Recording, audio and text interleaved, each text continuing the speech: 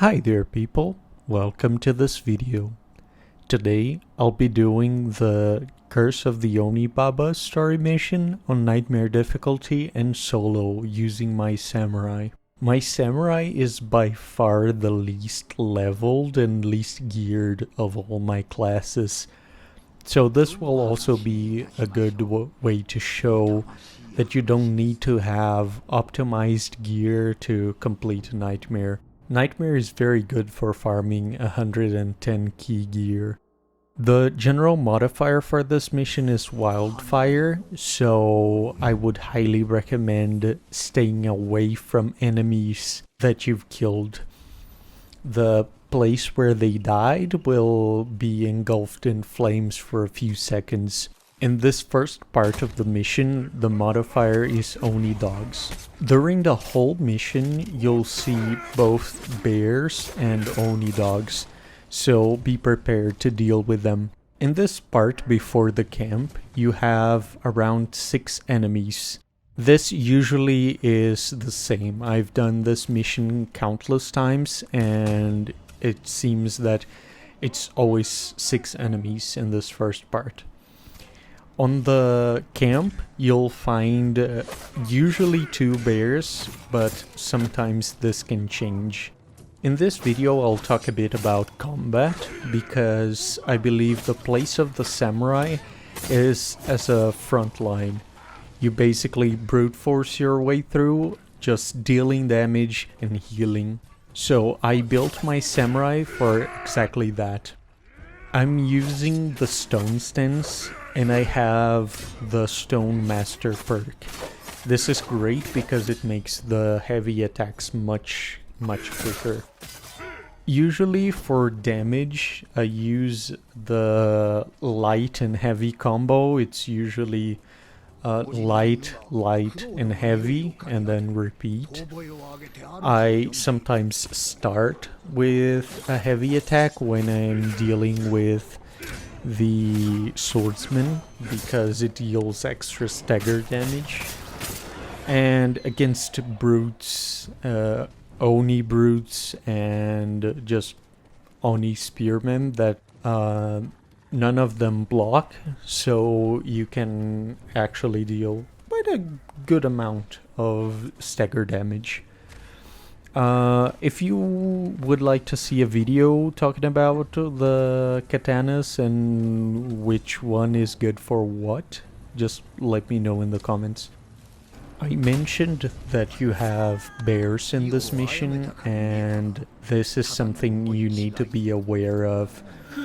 The bears deal quite a lot of damage, and they can see you from a pretty significant range. So always try to know where they are and deal with them fast.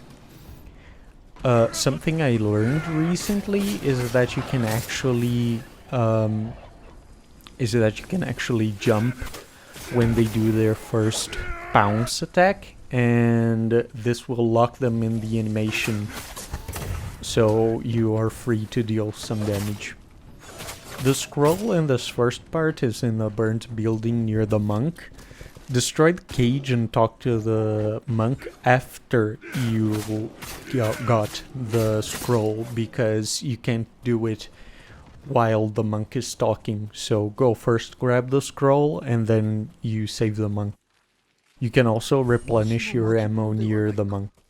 If you're trying to speedrun, you can go to the Tori gate earlier by aiming for the banners, and you just stay a bit further away from the banners. You can see it in the video.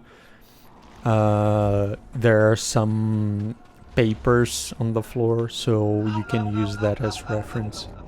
In the second part, the modifier is bears, and this one can be quite a tough one.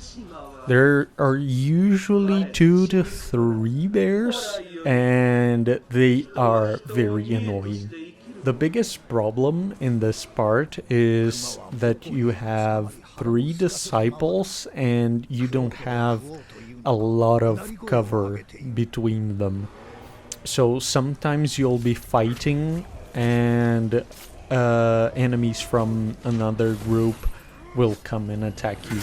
When that happens, you need to run and kill the disciple first, so you can actually take down the enemies.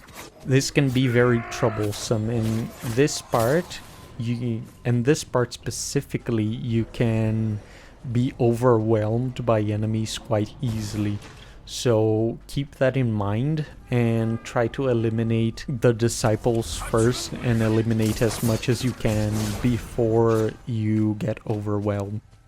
I have some tips for fighting against groups, but again, I really don't recommend fighting against groups.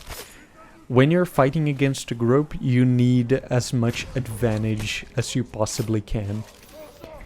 Here I pop my class ability to help when I'm fighting in a group, and you need to be careful because they will not come one by one. They will attack very close to each other, and this can kill you extremely fast.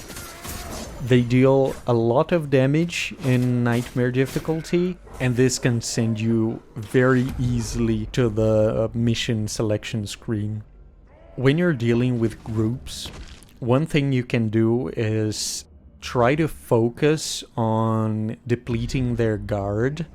This can be done either by heavy attacks, so you focus on the enemy you have the advantage against, depending on the type of katana you're using. Or you can just use perfect parries if you're geared for that. This is important because once they're guard broken, they won't be able to move or attack for some seconds. This will allow you to focus on other enemies. So basically the play when you're dealing with groups is trying to create 1v1s. The scroll location in this second part is near some rocks on the rightmost group. It's pretty easy to see because it's the only rock around, and you just need to go around it. It's not the position for this specific mission, but if you're playing gold difficulty, the scroll location changes. On the third part, do not forget to grab Gyozen's Curse. This is, in my opinion, the easiest of the curses. You just get half health. It can be annoying, but it's better, in my opinion. The one that tethers you together is a bit troublesome. The modifier for this third part is purple Oni, so this will make the last part even more difficult than it needs to be. Usually the third part is the toughest because you have hostages, so you really need to pay attention to the enemies you're fighting, and the disciples just make it harder.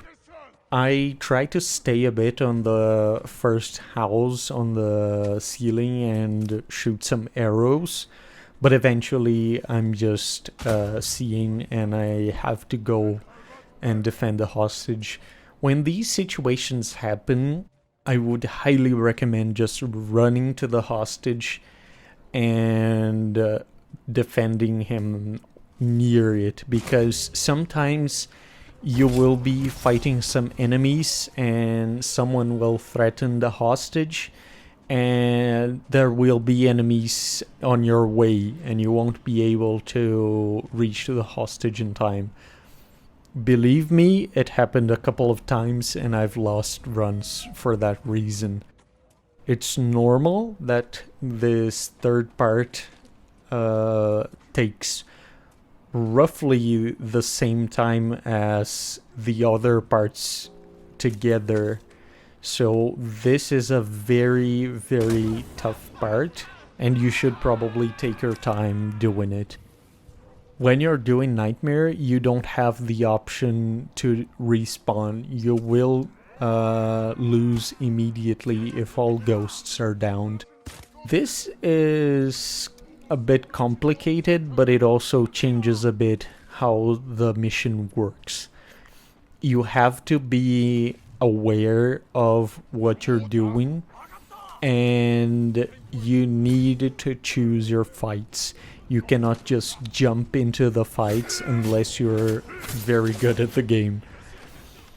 With the samurai, it's not too much of a problem. The ultimate is very good and can deal with multiple enemies very easily. But you need to be careful because even with healing, you will take a lot of damage, and as you can see, sometimes you're just thrown into the puddles of fire, and this will chip away your health significantly during the whole mission. The purple Oni are a bit troublesome to deal with. They have a lot of health, but here are some tips to deal with the brutes. The brutes have, I would classify them as very avoidable attacks if you know what you're doing. They have a spin attack, and in this spin attack you should just avoid the first hit, and then you can close in and take them down. The slam attacks are a bit more complicated, but you can deal with them the same way you deal with the brutes with the cannons. You just slash away until they do their unblockable. You dodge to the side. It doesn't need to be a perfect dodge. You just need to get out of their front, and then you can continue slashing. It's not very difficult, but if you're dealing with multiple enemies, this can be a bit overwhelming, so keep that in mind. For the spearmen, I don't have many tips. I would just say try to kill them as fast as possible because they can be very annoying. Unless you're using wind katana, in this case you can probably take down their stagger meter very fast. Also try to prioritize the bears, because if you don't take the bears down, they will pursue you and they don't stop. They are very aggressive and it's very hard to run from them. So try to take them down as fast as you can and as cleanly as you can. Don't put yourself in a risky position. I forgot to say, but on the second part, you have some poison archers, and they can be very troublesome to deal with, so try to have a heal, or just pay attention to them and prioritize them. The scrolls on this third part, there are two possible locations. The first one is near the second group of enemies. It's in the house near the hostage. And the other position is near the first house with the first enemy group I took down. I forgot to point that out at that moment, so I'm just showing it here. This third house is probably the easiest, in my opinion. The first one is very enemy dense, and the second one has a lot of enemies bunched together, so it's very tough to take them down silently. In this one, you have quite a few enemies that are what I would call permanent enemies, because what happens is you have positions in which the enemies can appear, but the enemies themselves can change. So, for example, some enemies have followed the same path through a mission, even though they are different. For example, one mission you can have a shield bearer, or you can have a swordsman in the same position, and they will be doing the same movements and walking the same way, but there'll be different kinds of enemies. In this third enemy group, you always have two normal dogs, and the archer on top is always the simplest archer. So when it's this kind of archer, you can actually assassinate them, even without any stealth assassination damage. Another interesting thing is that this Spirit Pole, I believe is called, class ability for the samurai doesn't actually alert enemies when it's sucking their soul or whatever it does. So it's very good if you need a tad bit more damage to deal with a target silently. And it's great for replenishing your health. The Oni treasure is near the docks in this third part, and it's usually guarded by a couple of Oni dogs and an Oni spearman, so you can plan for that. This one was actually a surprise that I actually got to the leaderboard, but I was so tired when I was recording this one. It was very annoying. I lost quite a couple of times before I got this run, so that's why I'm giving all these tips. Thank you very much for watching. If you have any questions, please leave them in the comments. I usually answer all the questions, at least when I'm notified. See you next time.